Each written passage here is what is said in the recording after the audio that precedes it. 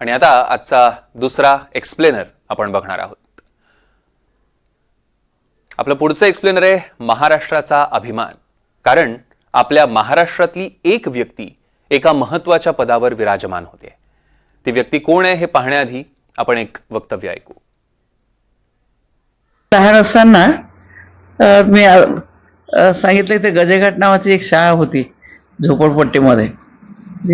कारण की गळे लठ्ठ असं फी देणं त्यावेळेस शक्य नव्हते. त्यामुळे गजाघाट ज्याचं नाव आहे, म्हणजे ज्या ठिकाणी गजेघाट कशाला म्हणतात तर मोकाट सुटलेली जनावरं ही ज्यामध्ये कोंडल्या जातात त्याला गजेघाट म्हणायचं.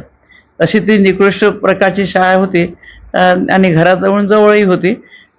शिवाय खूप मोठी फी देणं हे शक्य नव्हतं. त्यामुळे त्या शाळेमध्ये त्याचं शिक्षण झालं. नंतर चौथीपासून मुंबईला चिकित्सा समूहामध्ये शिकला. मॅट्रिक तिथे मुंबईला केली. नंतर M.Com B.Com केलं आणि LLBचे 2 वर्ष त्यांनी तिथं फर्स्ट सेकंड LLB तिथे केली आणि फायनल LLB त्यांनी इथे केली. तर ही माय माऊली काय सांगत होती हे तुम्ही नीट ऐकलं का? जिथे जनावरं बांधायची जागा असते अशा जागेतल्या झोपडपट्टीत एक शाळा भरायची.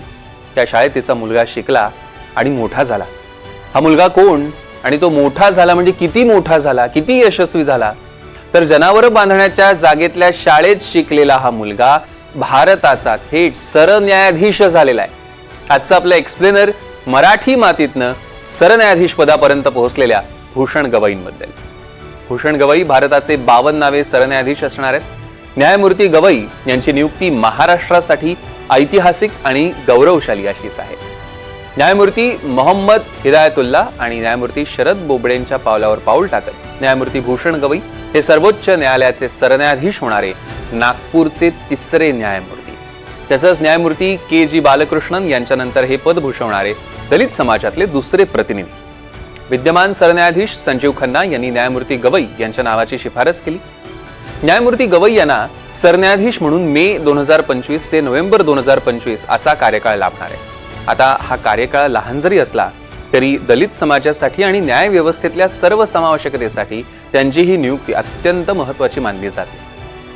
न्यायमूर्ती गवई यांचा सरन्यायाधीशपदापर्यंतचा प्रवास म्हणजे न्याय, पारदर्शकता, घटनात्मक मूल्य आणि सामाजिक समावेशकतेचा आदर्श आहे. गवई सरन्यायाधीश झाल्यावर न्याय व्यवस्थेची विश्वासार्हता, नैतिकता आणि पारदर्शकता अधिक बळकट होईल अशी न्यायपालिका क्षेत्रातल्या दिग्गजांची अपेक्षा आहे. भूषण गवई यांचा 24 नोव्हेंबर 1960 ला अमरावतीमध्ये जन्म झाला. गवई यांनी 1985 मध्ये ॲडव्होकेट राजा भोसले यांच्या मार्गदर्शनाखाली वकिलीला सुरुवात केली. नागपूर खंडपीठामध्ये वकिली करताना त्यांनी घटनात्मक आणि प्रशासकीय कायद्यात विशेष प्रावीण्य मिळवलं.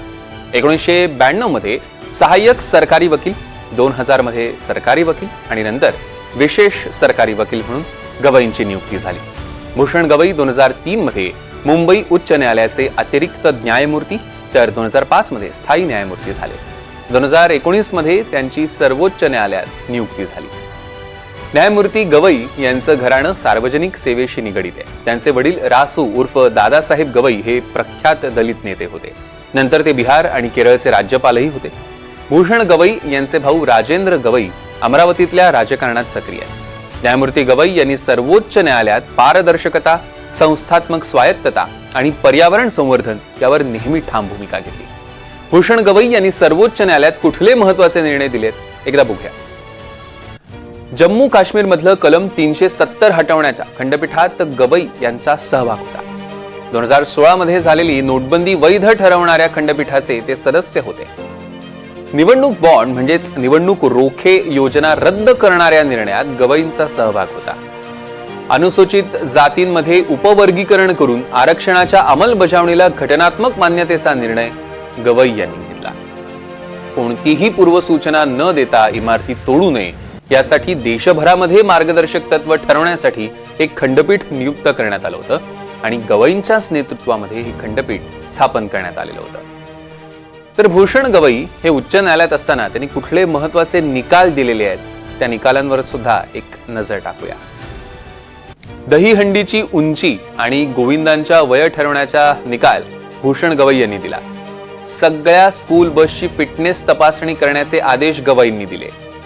शैक्षणिक संस्थांच्या 100 मीटर परिसरात फेरीवाल्यांना विक्रीसाठी मनाई करण्याचा एक महत्वाचा आदेश त्यांनीच दिलाय. युग चांडक प्रकरणात दुहेरी मृत्यूदंडाची शिक्षा, इंदिरा गांधी वैद्यकीय महाविद्यालयाच्या जागा वाचवणं आणि सुविधा वाढवणं, सोबतच नागपूरमधलं अनधिकृत धार्मिक बांधकाम हटवण्याचे आदेश हे भूषण गवईंनी दिलेले काही महत्वाचे निकाल. भारतीय न्यायव्यवस्था सध्या स्वातंत्र्य आणि पारदर्शकतेच्या कसोटीवर आहे आणि अशा वेळी न्यायमूर्ती भूषण गवई यांचा कार्यकाळ हा अत्यंत महत्वाचा ठरणार आहे. सरन्यायाधीशपदी विराजमान होणाऱ्या भूषण गवईंचं हार्दिक अभिनंदन आणि शुभेच्छा.